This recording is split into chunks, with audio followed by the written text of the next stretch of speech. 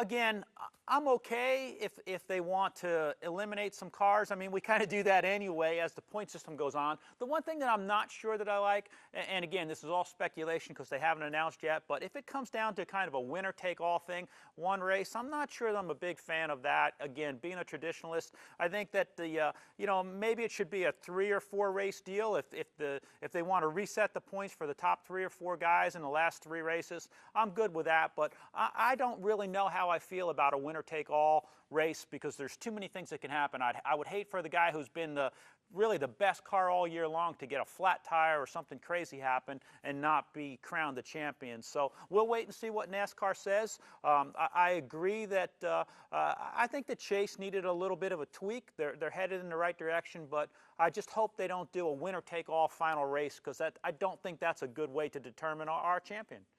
What type of racing do you expect to see this season now that all the teams have a full season notebook under their belts with the new car?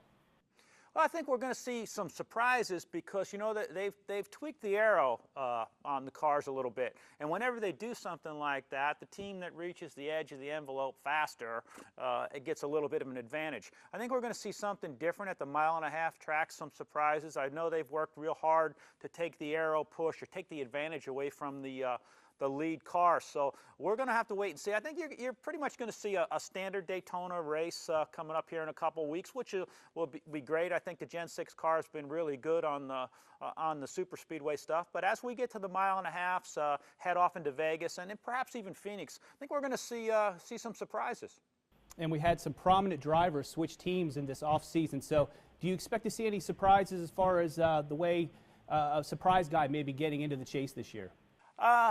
I'll tell you the team that I expect to be really strong, and a lot of people would say that no, because there's too many personalities over there now. But I think the Stewart-Haas team, with the addition of Kevin Harvick and Kurt Busch, now coupled with Tony Stewart and Danica Patrick over there, I think that they're going to be a really formidable team. They've got Hendrick cars and Hendrick engines, and we know that that's the best stuff that you can get. So I think that team right there, because of all the talent over there, could really be the guys to beat for the championship.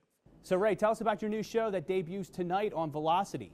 You know, with my racing career, I've been able to travel around America for so many years and meet so many incredible people with extraordinary cars and stories. And I think because of my racing background and notoriety, I've been given a garage pass, if you will, to take the cameras in there and record those stories. And we really tell the story of how the car has affected the American culture.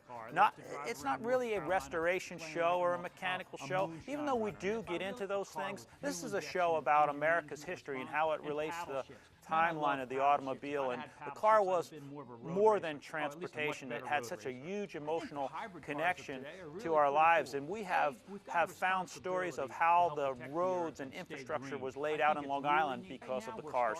We found a modified a NASCAR modified like runs not too far from where you're at in Roanoke up there in Martinsville, but the thing was away for 40 years. I got this man's autograph when I was a teenager. We got his car, put it back together, and put him back on the racetrack after 40 years. And we got to meet some great stars like film director Ron Howard, Beach Boy Mike Love, and discussed with them how cars have inspired their careers. So we are really looking forward to telling these stories to the people in America.